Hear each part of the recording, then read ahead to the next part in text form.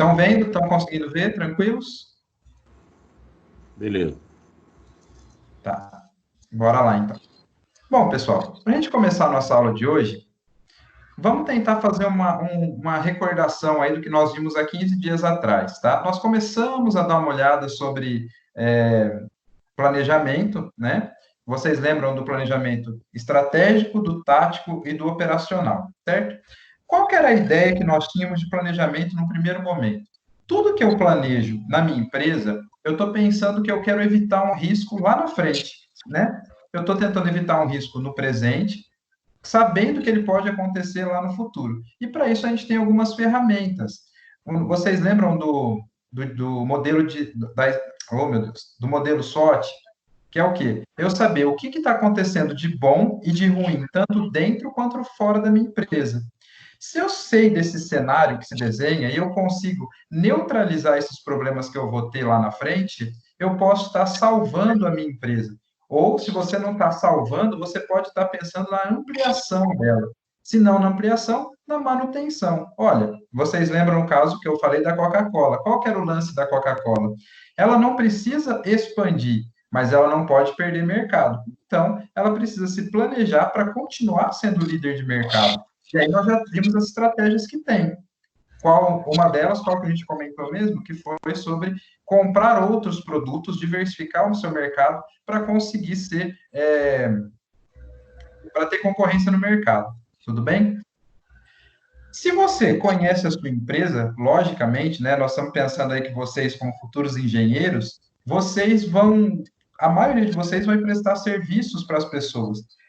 Se vocês fossem pensar hoje, que estão no primeiro ano de faculdade, o que vocês acham que vocês vão conseguir oferecer de diferente para o seu cliente? E percebam, esse diferencial que vocês vão conseguir ofertar, isso é uma coisa que vocês podem se planejar hoje, né? Se vocês pensam aí, o pessoal da engenharia civil, por exemplo, o que todo mundo faz? Faz projeto para casa, para tal, mas qual pode ser o diferencial de vocês? Qual que vai ser o forte de vocês? Vocês sabem que, se eu tiver lá no diagrama de SWOT, o que eu tenho? Eu tenho grandes problemas, né? Eu tenho grandes problemas que são... Qual que é o maior problema externo quando eu for abrir minha empresa de engenharia? O principal deles, provavelmente, é a concorrência. Imaginem vocês que vocês são em 80 alunos, vamos dizer que 40 são da civil. São 40 engenheiros civis formados pela mesma instituição, com a mesma qualidade. Qual que é o diferencial que você vai poder ofertar para o mercado? Percebam, é uma pergunta difícil de ser feita, e por isso que envolve o planejamento, certo? Qual que é o pró que eu vou ter e qual que é o contra que eu vou ter dentro da minha empresa? Então, sempre pensar que atingir o objetivo é o foco do planejamento. E para isso existe aquela palavrinha mágica que nós usamos em todas as aulas, que é a eficiência.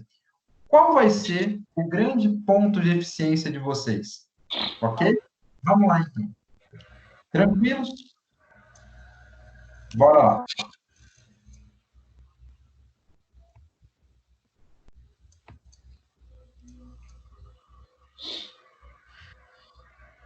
Vamos pensar comigo uma coisa.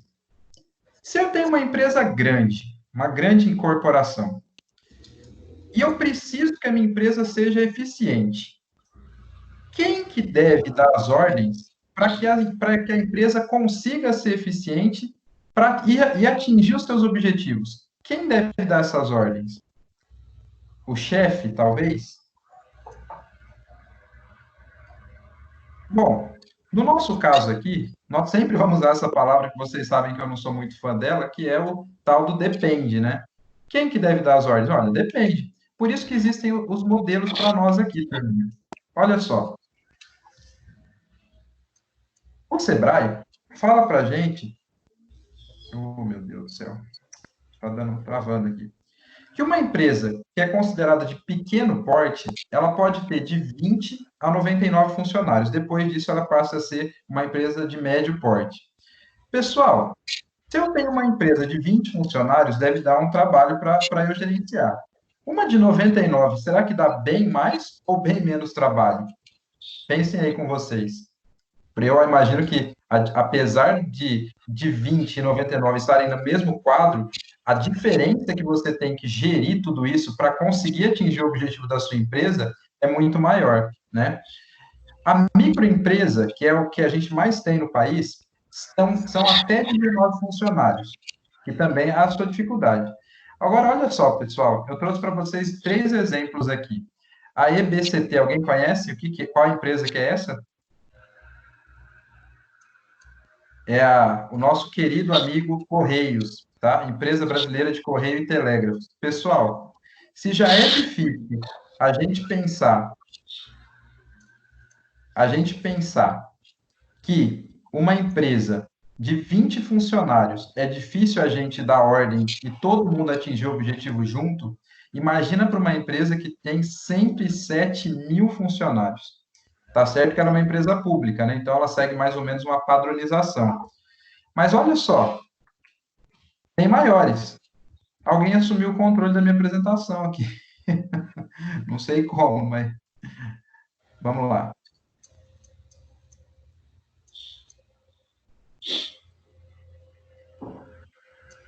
Vamos lá. A Odebrecht, pessoal, antes dela ter esses problemas todos financeiros aí, ela tinha 92, mais ou menos, né? Não é exatos os números, 92 mil funcionários. A Contax, que essa é uma empresa bem bacana também, tinha aproximadamente 86 mil funcionários. E por que eu estou trazendo esses dados para vocês, pessoal? Eu não sei se vocês conhecem a Contax. Sabe quando você liga no Santander, por exemplo, e alguém te atende? Normalmente é uma empresa terceirizada. Pode ser a Contax, tá? Ou você liga para resolver um problema bancário, ou você liga para resolver um problema da Vivo. Empresas telefônicas, elas terceirizam pela Contax. Então, vocês imaginem, pessoal, um lugar, né, um galpão, uma sala, ou qualquer coisa do tipo, que eu tenha 86 mil funcionários fazendo a mesma coisa. Como que eu faço para todo mundo obedecer as mesmas ordens para saberem que a gente vai ter que atingir um objetivo? Essa é a grande pergunta da aula de hoje.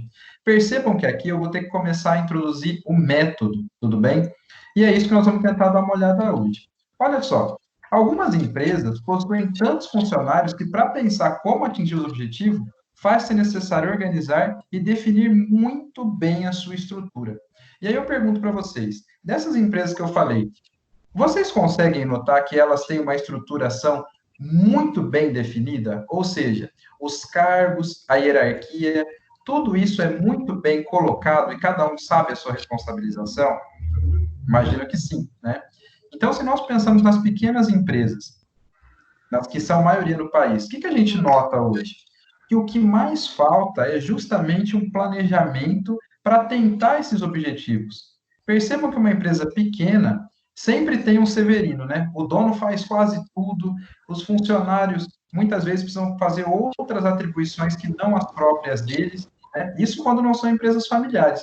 Imaginem isso, a dificuldade de nós fazermos isso numa empresa grande. Se ela não conseguir controlar 86 mil pessoas, além dela não ser eficiente, ela começa a ruir, certo? Então, para isso que é tão importante nós entendermos como que essa organização funciona e que a estrutura dela seja muito bem definida. Olha só, nesse sentido, os objetivos passam a ser pensados e planejados em níveis dentro das empresas. E aí eu trago uma frase que eu acho que vocês devem conhecer, que eu gosto bastante dela. E ela é uma complementação, né? Então a gente fala assim, ó, cada macaco no seu galho, porém todos na mesma árvore, né? É uma piadinha muito maldosa, mas qual que é o lance aí? Apesar de cada um ter a sua função, né? Apesar de todo mundo estar dentro da mesma organização, nós precisamos entender que cada um tem a sua responsabilidade, porém o objetivo sempre converge para a mesma coisa. Ou seja, preciso saber qual a minha função para eu desempenhá-la bem e conseguir fazer com que a minha empresa consiga atingir o seu objetivo final. Tudo bem? Com o aumento das empresas e também o número de funcionários, surge na organização a necessidade de um desenho organizacional. E eu vou perguntar para vocês: vocês conhecem algum modelo de desenho organizacional de sucesso? Normalmente, quando a gente fala de desenho organizacional, nós podemos pensar sempre em franquias, né? Por exemplo, se você for numa loja do Boticário, que é uma empresa de sucesso. Se você for em todas as franquias dela, muito provavelmente vocês vão perceber que o modelo que ela atende, que ela desenha dentro da loja dela, é muito parecido. Como o funcionário vai te atender, como ele vai estar vestido, a disposição dos produtos, certo? E percebam, por que ele faz isso? Porque ele precisa saber como funciona em todos os locais para que ele consiga corrigir erros que eventualmente tenham, certo? Então, percebam, ele consegue saber o estoque do local, ele consegue saber a quantidade de vendas do local, qual o melhor ponto de vendas do local. Para vocês terem uma ideia, outra empresa que está ficando muito bacana de se observar é a Cacau Show. Se vocês quiserem abrir uma franquia da Cacau Show hoje, não basta você só ter o dinheiro para abrir. Você tem que pagar uma consultoria para que ela venha e fale para você, olha, esse local que você está me indicando aqui é bom ou não. Para vocês terem uma ideia de como essa questão do desenho organizacional ele pode ser aplicado em qualquer localidade, desde que ele atenda alguns requisitos. Bacana, né? Por que eu estou falando de empresas grandes? Percebam que isso não é uma exclusividade, pessoal, das empresas gigantescas. Como eu falei para vocês, imagine que vocês terão uma empresa futuramente de engenharia. Como vocês vão fazer para que vocês consigam controlar a empresa de vocês, independente do tamanho, para que ela seja mais eficiente? Sempre o objetivo é o mesmo, né? É ser mais eficiente. No nosso caso, ter mais dinheiro no bolso, ter mais lucro. No caso delas também, certo? Vamos lá, então. Tranquilo, pessoal? Tá fácil? Beleza? Estão me ouvindo bem? Tudo bem? Tá dando para ouvir legal. Ó, Ô, Vitor, Oi. eu acabei entrando agora, o que eu perdi no comecinho, hein? Fazendo um favor? Nós Recapitular estamos falando rapidinho. sobre o desenho organizacional, Jefferson. Desenho organizacional? Isso, mas pode ficar tranquilo que daqui a pouco a gente retoma a ideia. Ok, então. Fechou? Ó, seguinte, se vocês quiserem fazer alguma pergunta, pode abrir o microfone, não tem problema, mas se der problema de som, podem utilizar o chat, fica em cima das equipes, tá? Podem mandar por ali que eu também fico com ele aberto aqui. Show? Bom, pessoal, vamos continuar então. Olha só, se eu estou falando para vocês de que todo mundo precisa ter uma noção do que fazer e uma atribuição muito bem definida para que eu possa cobrar dessa pessoa, se eu retomasse a ideia da escola clássica com vocês, essa ideia de que as regras precisam ser bem definidas, que tem que ter hierarquia, que tem que ter atribuição do cargo, de quem vocês lembram?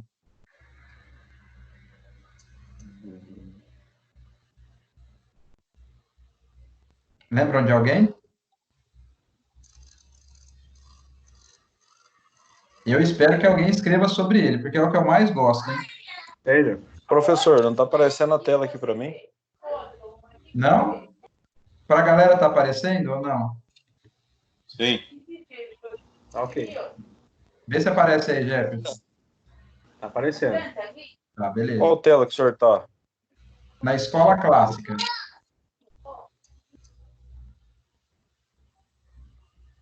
Tá vendo? Tem um botão que vai para lá e para cá aqui agora, eu achei. Beleza. Bom, vocês já responderam aí para mim, pessoal, muito bem. É o Weber mesmo, né? Quem falava isso para nós, da necessidade de nós termos regras bem definidas, hierarquia, atribuição de cargo, era o Weber, quando ele falava lá da burocracia. Lembram disso? Então, pois é. Mas aí, o pensamento dele, ele progride, ele evolui dentro das organizações, né? A continuidade do pensamento para nós agora é o seguinte: a gente tem que racionalizar a empresa para facilitar, ou melhor, melhorar a eficiência. Dá uma olhada. Vocês aqui já compraram alguma roupa na Renner? Imagino que já. Ou na Renner, ou na Riachuelo, ou na C&A. Aí em Assis tem Pernambucanas, né? Percebam uma coisa, pessoal. Olhem, pensem em uma loja de departamento que vocês conheçam. Pode ser as lojas americanas, apesar que as lojas americanas não é um bom exemplo, né? Eles sofrem muito com a questão da organização dela. Tanto que a prevenção de riscos das lojas americanas é o departamento que mais tem perda. Por quê? não sei se alguém trabalha nas Americanas, mas vocês podem pesquisar sobre isso, né? A loja Americanas, para garantir a eficiência dela, ou seja, para ela garantir maior lucro, ela investe em dois segmentos, o online e no funcionário. Vocês podem perceber que os funcionários das lojas americanas normalmente são pessoas muito jovens, né? Pessoas que estão no primeiro emprego, enfim. E o online dela, ela é a maior loja online do Brasil. Qual que é o intuito das lojas americanas? Para ela ter um preço melhor, ela oferece um salário um pouco mais baixo para os seus colaboradores, muito com a questão do online. Ou seja, se você quiser comprar alguma coisa nas lojas americanas, você pode entregar, você pode pedir para receber na loja. Se você recebe na loja, você automaticamente compra alguma coisa na loja, né? Porque você já está lá mesmo, você pegou o produto de graça, então o serviço de logística dela é muito bom. Só que a organização de loja dela não é tão bacana, né? Por isso que ela tem tanta perda. Vocês já devem ter visto várias vezes produtos mal arrumados, enfim. Não sei se tem lojas americanas aí em Assis, já é mais fácil para vocês verem, tá? Algumas coisas sujas, porque a circulação é tão grande, eles não conseguem fazer essa disposição organizacional. Bom, mas voltando no caso da Renner aqui, né? Vocês estão vendo a foto. Pensem numa loja de departamento que vocês quiserem. Pensem em uma loja de departamento, tá? Pode ser a pernambucana que vocês têm aí em Assis. Se vocês já foram em outra americana, ou em outra Renner, em outra cidade, olha só, normalmente, eu vou aqui porque é o que eu conheço melhor, tá? Normalmente, vocês já perceberam como funciona a distribuição dos displays? Eu trouxe uma foto de capa para vocês verem aí. Normalmente, a Renner coloca todos os perfumes dela bem na entrada da loja. Não sei se vocês conseguem ver aqui, mas ela é bem na entrada da loja. Qual que é o intuito disso, dessa disposição dos displays? É porque os perfumes, como são importados, eles precisam ficar perto da segurança da loja, que fica normalmente na entrada, certo? Então, eu coloco os perfumes como uma vitrine da loja, sabendo que eu tenho mais segurança.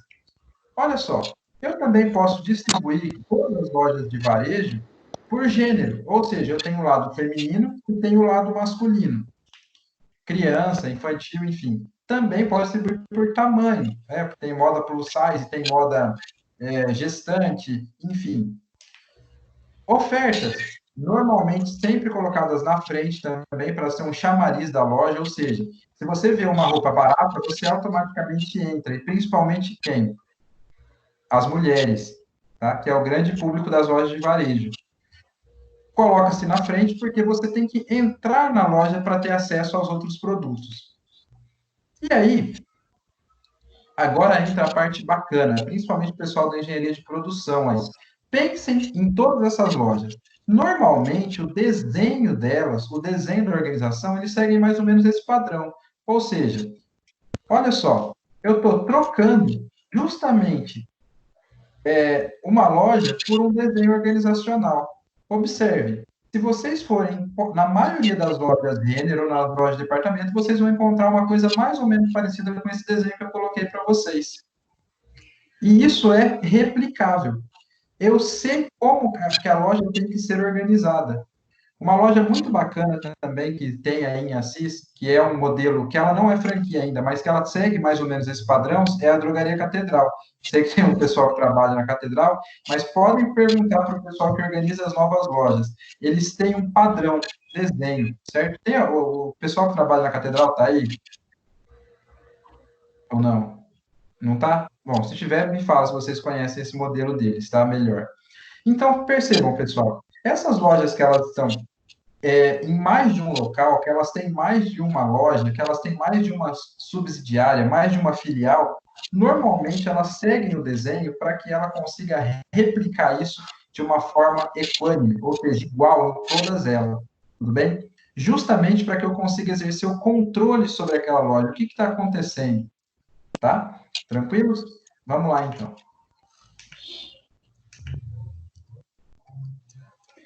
E aí vocês vão falar assim para mim, nossa, professor, mas isso aparece do nada, assim? Não, muito pelo contrário, pessoal.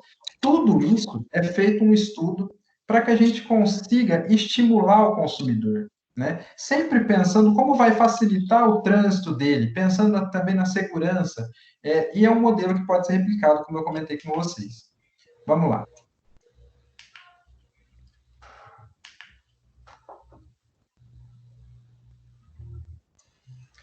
Bom, para isso, pessoal, nós temos alguns pilares que são seguidos, né? Não é uma coisa feita aleatoriamente. Percebam.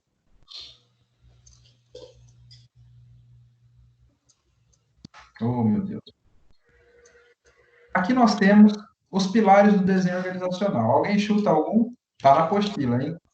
Bom, nós começamos lá pela diferenciação, a formalização, a centralização e o que eu mais gosto, que é a integração. Apesar de eu gostar mais da integração, todos eles têm a sua devida importância. Particularmente para empresas maiores, vocês vão perceber que a diferenciação é o mais importante deles, tá? Falo por quê. Tem alguém entrando na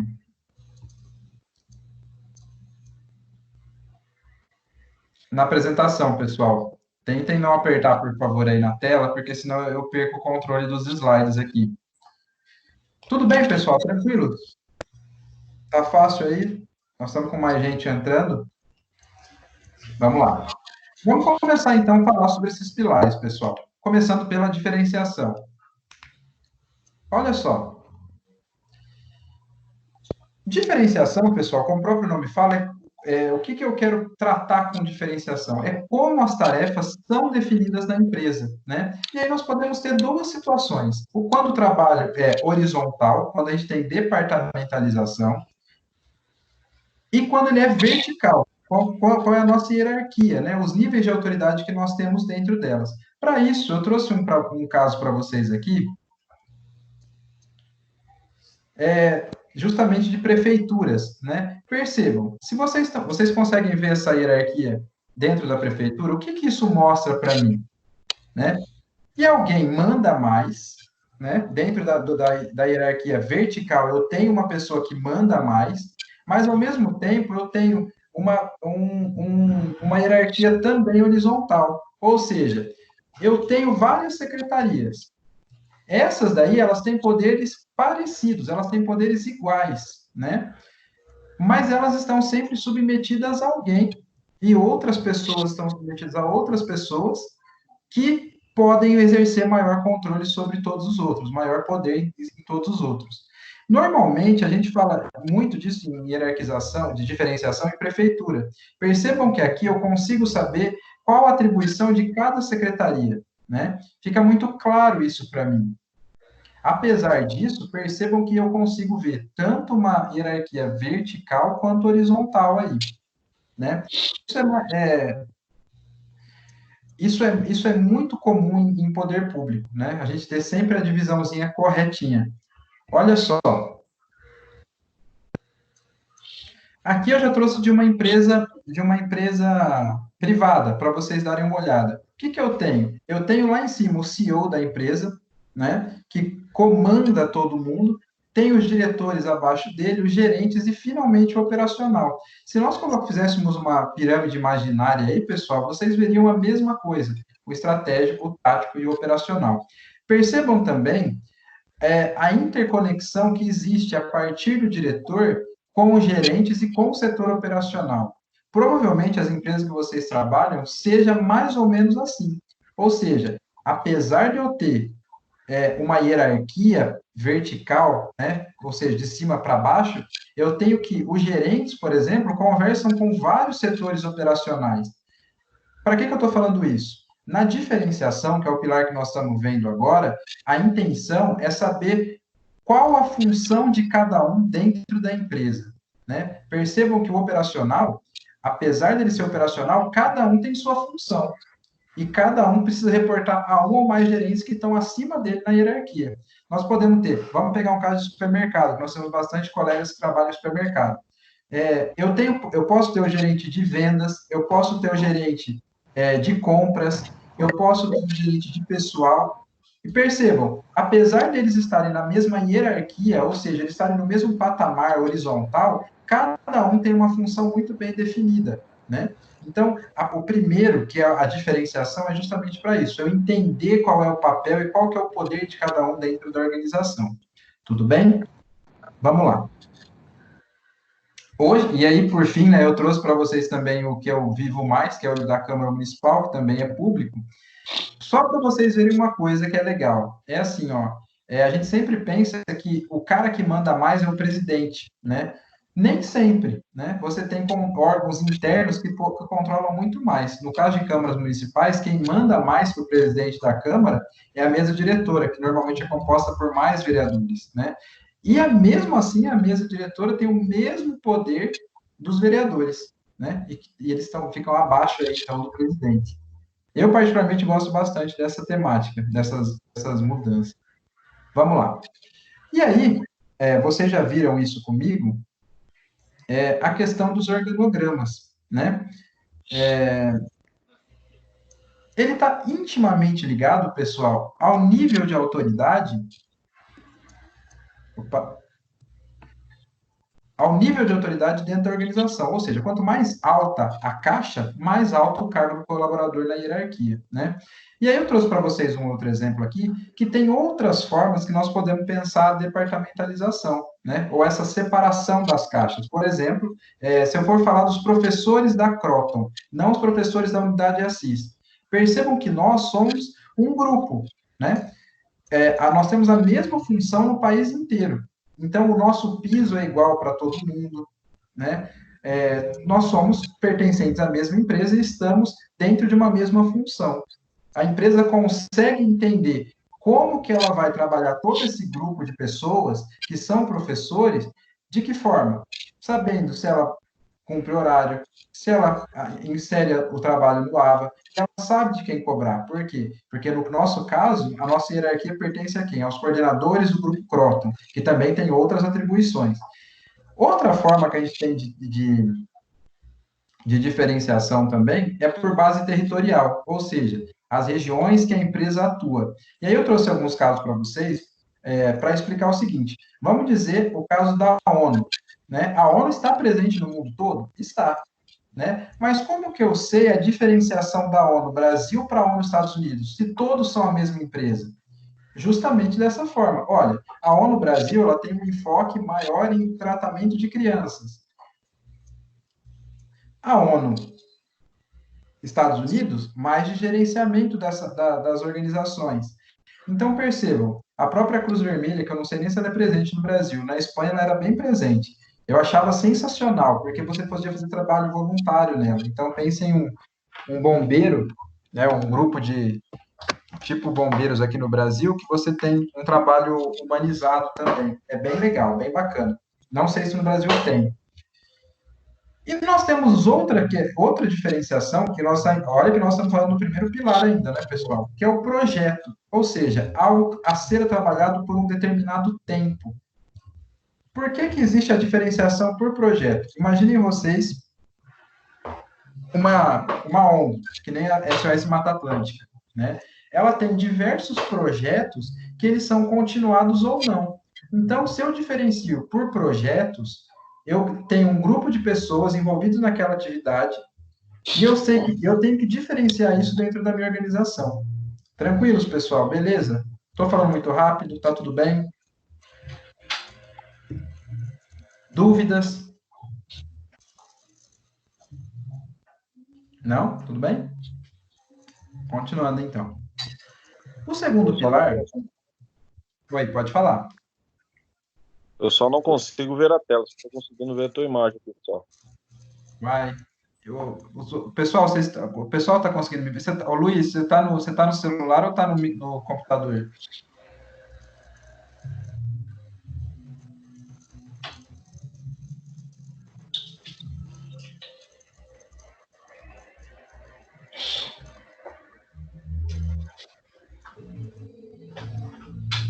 Pessoal, a outra turma, vocês estão conseguindo ver a tela escrito segundo pilar formalização? Para mim aqui tá normal. Tá aparecendo? Normal também. Normal. Beleza. Ô, Luiz, vê o que está acontecendo aí, cara, que eu não sei o que pode ser.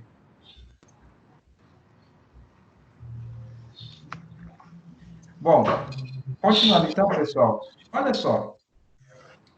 No segundo pilar, nós vimos, então, primeiro, a diferenciação, agora nós vamos ver a formalização, né?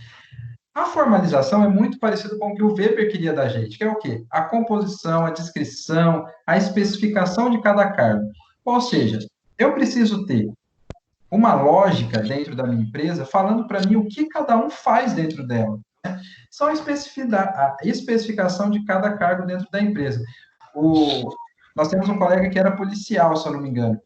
Na hierarquia militar, eu acredito que isso é muito claro, né? Se você é soldado, se você é cabo, se você é general, se você é capitão, ou seja, cada um dentro da hierarquia tem muito bem claro qual é a sua definição dentro da empresa, né? Vamos pensar a polícia aqui como uma empresa, tá? Cada um tem a sua descrição, a sua hierarquia, a quem se reporta, né? Vamos lá. E a formalização por fluxo, a descrição de cada etapa da tarefa, passo a passo do produto até sua finalização. Eu trouxe para vocês um desenho aqui que fala da formalização por fluxo. Qual que é a ideia aqui, pessoal? É o seguinte, imaginem vocês que eu tenho um departamento de montagem, ou de revisão. Tudo isso é formalização, ou seja, eu sei o que cada departamento precisa fazer, né? Percebam, se eu tenho uma atribuição muito bem definida nesse caso, eu sei se der algum problema, a quem que eu vou reportar. Vamos pensar no caso da qualidade das empresas automobilísticas, que foi mais ou menos o que eu trouxe para vocês aí, que é o último passo, né? Se um carro der problema, eu consigo saber o departamento que é responsável por isso lá na minha ponta. Por quê? Porque tem alguém que é responsável por analisar justamente se o carro foi feito com qualidade, né?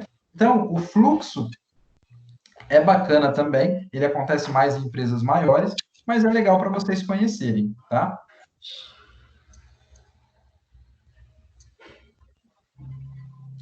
Outro, que esse é mais comum da gente conhecer aí, é a formalização por regras, né? O que pode e o que não pode ser feito. E eu trouxe para vocês a imagem de uma farmacêutica, que é mais ou menos o sentido assim, ó. Qual que o que pode ser vendido por um farmacêutico? O que pode ser vendido por um atendente de farmácia?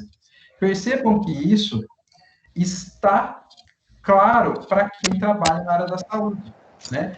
O que pode ser vendido? Se você chegar numa farmácia hoje e quiser comprar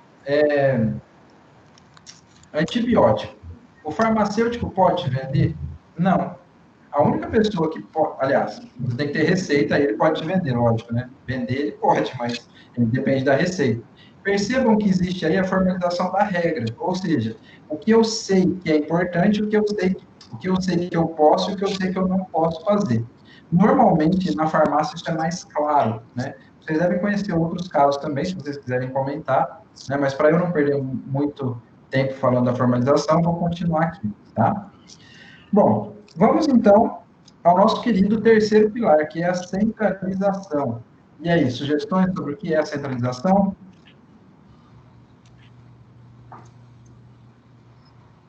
Não? Vamos lá, vamos tentar aprender esse monstrão, então. Ó, centralização está diretamente relacionada aos mecanismos de decisão a partir da distribuição de poder e autoridade. Eles vão falar assim para mim, professor, isso é muito fácil, né? O cara que é o presidente é o cara que manda mais. Percebam, pessoal, que bacana. Pode até ser.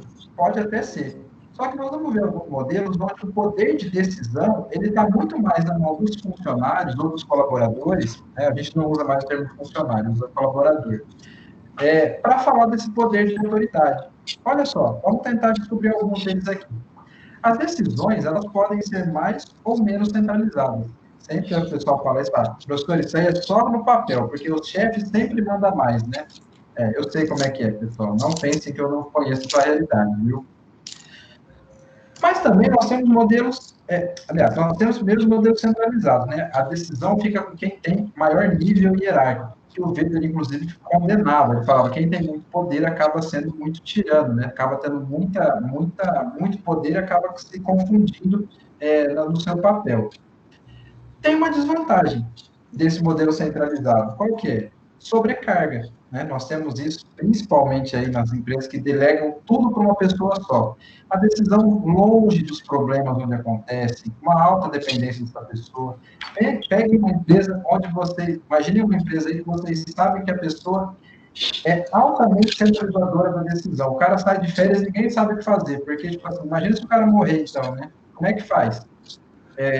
E outra coisa é quando você tem uma dificuldade muito grande de substituir essa pessoa. Percebam que todas essas características, pessoal, elas ficam muito longe das empresas de grande porte, né? Se a gente for voltar no exemplo das pequenas empresas, normalmente nós temos essa pessoa, né? Que precisa dela para decidir tudo o que acontece na empresa, né? Não sei se vocês trabalham em empresas altamente centralizadas, mas se vocês trabalham, vocês provavelmente conhecem alguma situação assim. Mas, por outro lado, né, não, nem tudo é desvantagem. Você tem a vantagem do tomador de decisão ter uma visão global, aquele cara que realmente fala assim, a galinha do... Como é que é? É o olho do dono que engorda o porco, né? E ele conhecer toda a empresa dele, ter maior controle, padrão no procedimento, padrão na decisão, você sabe como que a pessoa se porta por conta dela gerenciar toda a empresa, dela comandar tudo isso, ela conhece tudo que se passa. Percebam, é ruim? Depende, né? Se você fala dessas características e funciona, cara, que bom, né? Empresas pequenas é fácil, o cara consegue ter um poder de mando grande e consegue fazer com que a coisa funcione. Mas vamos pensar também que existem os modelos que são descentralizados. Particularmente, eu gosto muito do modelo descentralizado, mas isso eu sei que é muito difícil a aplicação dele, né? Porque ela está dividida entre todos os envolvidos na operação. Pergunto a vocês, vocês gostam de poder tomar decisões na empresa? Particularmente, eu acho que vocês responderiam que sim. Por quê? Você sente parte da equipe, você sente valorização. Então, quando vocês forem chefes, eu acho que isso é bacana, quando vocês tiverem um cargo hierárquico, até se vocês já tiverem, né, alguém aí que já é supervisor, líder, enfim, percebam que quando você pergunta para as pessoas, para os seus colaboradores, para os seus subordinados, o que eles acham de algumas tomadas de decisões, as pessoas se sentem muito valorizadas, né? Eu falo isso porque eu vou pegar o caso que eu trabalho mais, que é o caso de setor público. Qual que é o lance no setor público? As pessoas não participam das decisões que são tomadas pelos políticos. E cidades que têm isso de participação são cidades que você percebe, por exemplo, menor inadimplência de impostos. A pessoa sabe que ela teve uma participação na construção da cidade dela. Isso também a gente pode aplicar para a empresa, né? Ou seja, quando as pessoas sugerem coisas e essas coisas são aceitas pelo nível mais alto da hierarquia, você tem um modelo centralizado e as pessoas se sentem parte daquilo lá. Elas começam a trabalhar com mais prazer. Pergunto a vocês também se vocês prefeririam trabalhar no modelo descentralizado, né? E aqui, nós temos o central do modelo descentralizado, é que os tomadores de decisão estão sempre muito próximos do problema, e eles podem resolver isso. Por exemplo, no comércio, pessoal, se o vendedor poder dar um desconto, né? Acontece muito em lojas das nossas cidades pequenas aqui, ele fala assim, eu queria um desconto, aí a pessoa tem que reportar para o dono. Perceba que quanto mais você está diretamente com o cliente, você tem esse poder de decisão, melhor é. Mais a pessoa tem liberdade de trabalho, né? Maior satisfação da equipe por participar na tomada de decisão leva à motivação. Nós teremos uma aula só sobre motivação, mas esse é um ponto central quando a gente fala de empresa, né? A equipe se satisfaz quando ela participa de tudo isso. Mas, porém, como eu falei para vocês, nem tudo são rosas, né?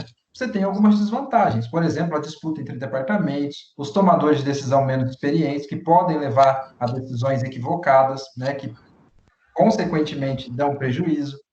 falta de uniformidade nas decisões, dificuldade de responsabilização pelo problema, o que é um grande mal também, ou seja, já que a responsabilidade é de todo mundo, a responsabilidade também não é de ninguém, certo? Imagino que você já deve ter visto bastante casos assim.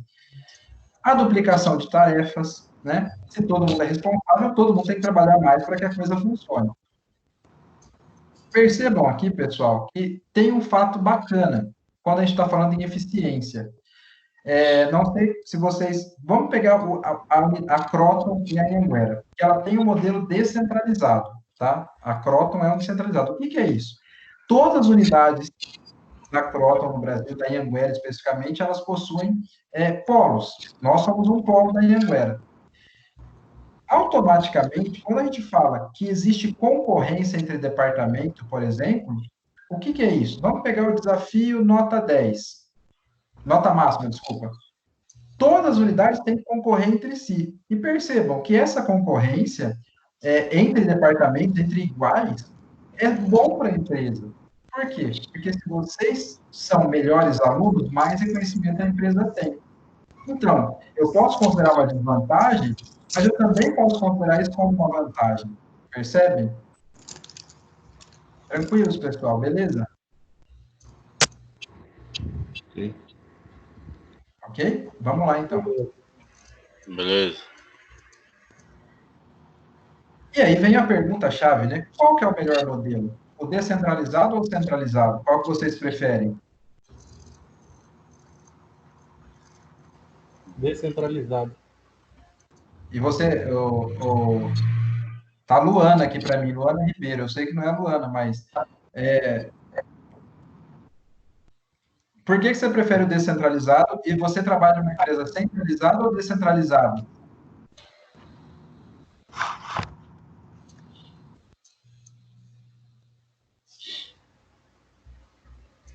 Eu prefiro descentralizado na empresa que eu trabalho, pelo que você está explicando, é esta forma que segue lá. Legal, bacana. Mais alguém? Trabalhar em empresa centralizadora é horrível, pessoal. Não é fácil, mas é uma realidade muito presente ainda.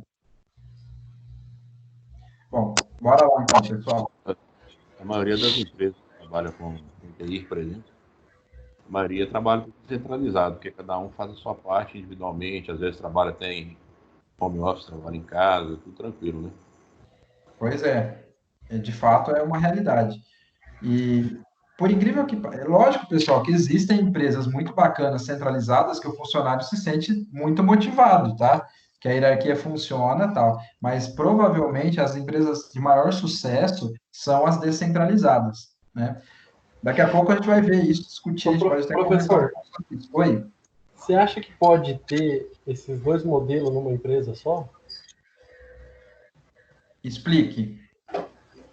O que você quer dizer com isso? Que exista certo tipo de hierarquia a ser seguida, algumas tomadas de decisões mais importantes, assim, voltada a custo, fica mais centralizada, e algumas decisões sobre processo, por exemplo, novas ideias, aí é aberto para todos. Tiagão, perceba, o Tiagão é que está falando. Isso. Tiagão, é o seguinte, cara. Perceba que mesmo no modelo descentralizado não quer dizer que não exista hierarquia, tá? A questão aí é como você distribui a responsabilidade, né? Então, assim, todas elas possuem uma hierarquia vertical, não tem como todo mundo mandar igual. A questão aí é quão é oferecido para os que estão no nível de baixo, vamos dizer assim, terem um poder de decisão. Então, normalmente, todas as empresas conseguem mesclar isso muito bem. A questão aí é se ela é mais centralizada ou se ela é menos, ou se ela é mais descentralizada. Mas as duas podem ser vistas da mesma forma, tá? Entendi. Vamos lá. Bom, chegamos finalmente no quarto pilar, pessoal, que é o pilar da integração. Lembrando, pessoal, que nós estamos falando de desenho organizacional, certo? Percebam que todos eles podem ser aplicados em todas as organizações, em todas as empresas. Vamos lá. É o pilar que eu mais gosto, tá? vão entender por quê. Significa a coordenação de todos os cargos, gerando o entrosamento de todos os envolvidos. Percebam, aqui eu estou falando que, lembram da frase do cada macaco no seu galho, mas todos na mesma árvore? A ideia é justamente essa. Todo mundo tem que estar trabalhando junto para chegar no objetivo final. E cada um sabendo o seu nível de importância e qual é o seu papel. Principal atividade, convergência para atingir os objetivos. E é por isso que eu gosto muito desse pilar, tá? Organizar, racionalizar, incluir tarefas em busca de resultados comuns, enfim. A integração faz com que cada colaborador, mesmo com atividades isoladas, consigam trabalhar juntos para entregar o produto final. E aí é legal, pessoal, nós conversarmos o seguinte: vamos pensar numa empresa como um todo, né? Nós sabemos que existem pessoas, vamos te falar aqui, mais importantes e menos importantes. Mas vamos pensar numa empresa pequena. Vamos pensar num supermercado, tá? Nós sabemos que o gerente tem um papel um pouco maior, mas imagine um supermercado que não tenha faxina, um supermercado que não tenha repositor, que não tenha estoquista, que não tenha caixa, que são os níveis mais baixos da hierarquia, tá? Pelo amor de Deus. O que nós temos? Nós temos que não adianta nada você ter os altos cargos se você não tem a operação completa da empresa. Sem esse pessoal que está no nível hierárquico mais baixo, a empresa não funciona na sua plenitude, certo? Ela não está sendo eficaz, muito menos eficiente, né? Então, percebam, e eu acho isso super bacana, quando nós temos uma noção da importância do conjunto de todo mundo. Por isso que eu gosto tanto do pilar integração, né? Independente do cargo que você ocupe dentro da organização, se você não tiver um envolvimento de todo mundo dentro da sua atribuição, fazendo ela muito bem, você não sobrecarrega ninguém, você não precisa fazer mais do que você deve, você trabalha num ambiente bacana e você consegue ser eficiente. Então, por isso que eu gosto tanto do quarto pilar, tá? Apesar de entender a importância de todos aí. Vamos lá. E aqui eu trouxe dois desenhos para vocês. Alguém conhece esse desenho aqui? São rodas rotárias. Pessoal, dá uma olhada nessa foto. Olha quanta rodinha que tem aí. Todo mundo aí tem que trabalhar junto, do mesmo jeito. Para quê? Para oferecer as nossas horas, né? Então, olha que bacana que é o pilar da integração. Para eu conseguir oferecer as horas, eu preciso ter muita gente, muita rodana trabalhando para conseguir me dar o tempo certo. Por isso que eu gosto tanto. Eu acho que é sensacional o pilar da integração, tá? Bom, vamos pensar um pouquinho agora na questão da estrutura organizacional. Olha só, é a forma, até agora nós estávamos falando sobre desenho organizacional, vamos falar agora sobre estrutura, tá? É a forma como as atividades da empresa são divididas, subordinadas e coordenadas. E aqui elas podem ser de 3 tipos, tá? Linear, funcional e linha staff. É muito mais fácil, vocês vão observar, que é ser linear, né? Porque o funcional e o staff, eles são conceitos um pouco mais modernos, ou seja, mais contemporâneos nossos aqui. Mas vamos tentar entender um pouquinho de cada um deles. O linear, pessoal, é onde o chefe manda e o funcionário obedece. Esse é o mais fácil de entender, né? É o mais triste de todos. Mas, enfim. Há uma dependência total do subordinado ao chefe imediato. Ou seja, a partir do momento que ele não tem o poder de decisão, ele precisa estar subordinado à decisão do chefe, né? A autoridade linear única. Uma unidade de comando, uma pessoa só manda, canais formais de comunicação, total centralização das decisões. Esse é o modelo linear. Percebam que ele é o mais comum da gente entender, o mais fácil. Ou seja, ele é sempre vertical. Ele depende da decisão de outras pessoas, né? E quando nós falamos de canais formais de comunicação, é o quê? Para você ser submetido ao seu chefe, você precisa mandar e-mails, como que eu esqueci a palavra, fugiu da cabeça agora, memorandos, sempre pensando que você precisa da decisão superior para tomar uma decisão aqui embaixo, certo? Vamos lá. Se a gente falou que a linear é dessa forma, a linha... Vou trazer uns exemplos para vocês, né? Eu acabei de falar para vocês do exemplo militar. Percebam aí, pessoal. Todo esse pessoal, toda a linha militar, ela segue justamente a linha linear, né? O desenho linear. Olha só, aqui eu estou trazendo o caso da polícia, né? Da polícia militar. O nosso colega que é polícia pode falar para nós isso. Cada um aí, dentro da sua hierarquia, ele sabe muito bem em qual posição que ele está. Eu trouxe outro para vocês que eu até já mostrei para vocês, mas que é um que eu acho válido a gente falar do modelo linear dele, que é da Igreja Católica, né? Percebam, nós temos sempre a hierarquia bem definida. Alguém precisa dar ordem para os outros obedecerem. Percebem? Tranquilos? Então, isso para nós, de modelo linear, nós podemos falar sempre dessas organizações. No caso da polícia, no caso da igreja, que tem uma hierarquização muito forte, muito presente. Vamos continuar, então. A linha funcional ou a linha staff, que eu acho que ela é mais comum, né? Quando a gente fala que a gente delega um pouco de poder, de mais responsabilidade, normalmente a gente pensa na estrutura funcional. Qual que é? É quando o colaborador possui diversos superiores para...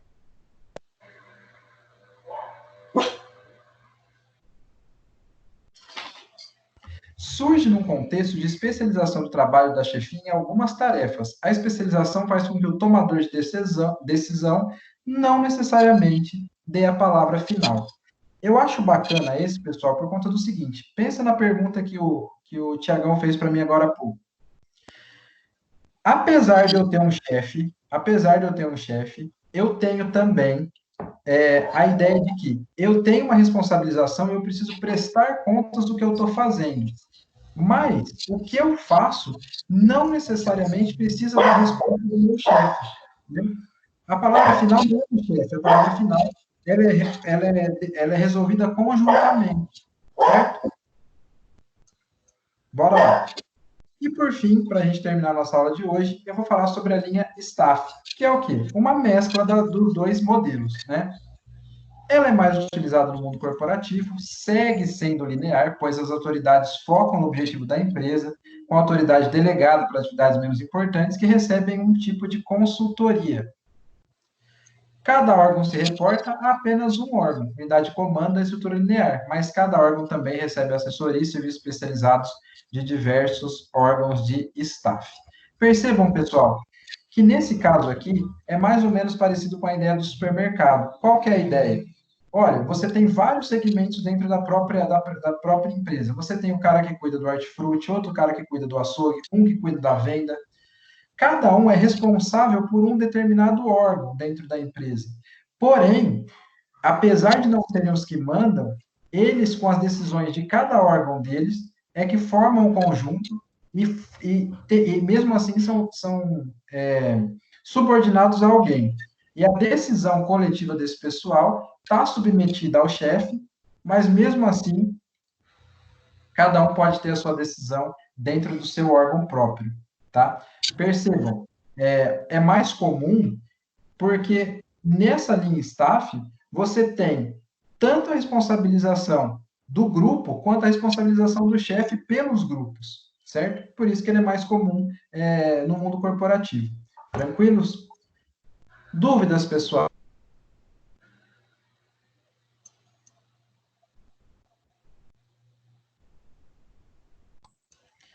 Galerinha, seguinte, podem abrir os microfones de vocês se vocês quiserem trocar uma ideia comigo, para eu não ficar chateado, porque vocês estão muito quietinhos. Eu sei que vocês querem assistir o Jornal Nacional, jantar, mas conversem comigo. Ô Vitor. Oi? Só uma observação aqui, eu estava acompanhando a sua aula junto com a matéria que tem no AVA. É bem diferente o material que está do que esse que você está passando, né? Não condiz muito uma coisa com a outra, não. será que tá diferente a sessão? Talvez seja a sessão que seja diferente. Não, você passa bem mais informação do que está lá. Tá? Mais O material do AVA, pessoal, para nós, ele é sempre um referencial, né? Então, assim, apesar disso, a gente quer dar sempre uma aula um pouco mais completa para vocês. Mas eu agradeço, mas não sei se eu consegui passar um pouco mais de tudo isso. Mas se conseguir, não confundir mais vocês ainda, tá bom. Esse slide que você passou para a gente agora vai estar disponível lá? Sim, vou disponibilizar todos. Podem ficar sossegados. Tá certo. Galerinha, seguinte. Ô, Vitor. Oi. Você poderia falar qual que é a forma de trabalho que você vai querer? Posso, ô, Luiz, ó, tá lá no AVA, mas eu vou abrir aqui para vocês. Acho que eu não vou conseguir abrir aqui, porque eu fechei ele, acabei fechando. Deixa eu ver se eu consigo aqui abrir rapidinho, pessoal. Tá aqui. Ó, é o seguinte, vou dar uma explicada rapidinha no trabalho aqui para vocês, pessoal, para ficar fácil da gente entender, tá?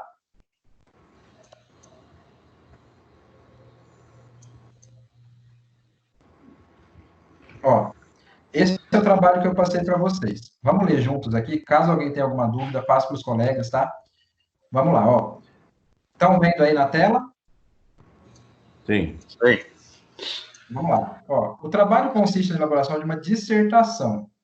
Para isso, os alunos deverão pesquisar sobre as características de uma das escolas clássicas estudadas e produzir um texto autoral e argumentado contendo o nome, o título, prós e contras de uma conclusão que contém a opinião do aluno. Pessoal, o que vocês vão fazer? Vamos supor que vocês queiram falar do Weber, tá? Que foi o que a gente viu hoje. Qual que é a característica do Weber para chegar na eficiência? Olha, o Weber ele fala que as instituições precisam ter a burocracia. E qual que é a característica da burocracia? Ela ser impessoal, etc. Mas tem coisas boas e coisas ruins. Qual que é a coisa ruim? Ela deixa muito poder na mão de poucos. Enfim, né? Eu dei algumas sugestões de temas para vocês aqui, ó. Por exemplo, né, no caso do Weber, surgimento, falar do Ford. Ford é linha de produção, foi o que ele sugeriu no estudo dele. Existe alguma aplicação do Ford nos dias atuais? Vocês podem falar sobre o que vocês quiserem, desde que falem sobre uma das escolas clássicas, tá? Sempre tentando aí, pessoal, entender como que o cara trabalhava a questão da eficiência, tá? Escrevam qual a característica da escola. Então, qual que é a característica do Ford? Olha, o Ford propunha a linha de produção. Para que ele propunha isso? Porque tinha que ser mais rápido a produção, porque cada um ia se especializar numa coisa só, enfim. E no final, depois que você falou os prós e os contras de tudo isso, você vai falar para mim uma conclusão. Olha, eu acho que o modelo do Ford é bom, é ruim, acho que ele existe ainda, que bom que ele inventou, que mal que ele inventou, para que ele está usando isso? E aqui eu coloco uma observação que é importante, que é assim, ó, de forma alguma, não façam plágio de site nenhum. Façam um texto autoral de vocês, tá? Pratiquem a escrita nesses dias que vocês têm para fazer aí. Aqui eu dou algumas instruções também, como eu quero a formatação. Não precisa passar de 2 páginas, tá, pessoal? Não há necessidade. Uma folha frente e verso está ótimo. Vocês vão me entregar isso por e-mail, inclusive está aqui o e-mail para vocês enviarem. Mandem somente no dia 9, na quinta-feira que vem, porque senão fica muita coisa para eu ver, tá? Tranquilos? Beleza. Positivo. Luiz, tirei sua dúvida? Tranquilo, pessoal. Pessoal, mais uma vez eu agradeço aí. Desejo uma boa noite para todos. Eu espero que em breve a gente acabe logo com essas aulas assim, mas eu espero que eu tenha conseguido transmitir para vocês alguma coisa bacana e a gente vai conversando, tá bom? Ok. Ô Vitor, os slides vai estar na 2.2, né? Na 2.1. Tá ok. Beleza? Beleza. Pessoal, boa noite, um abraço a todos. Valeu, obrigadão, boa noite. Boa noite.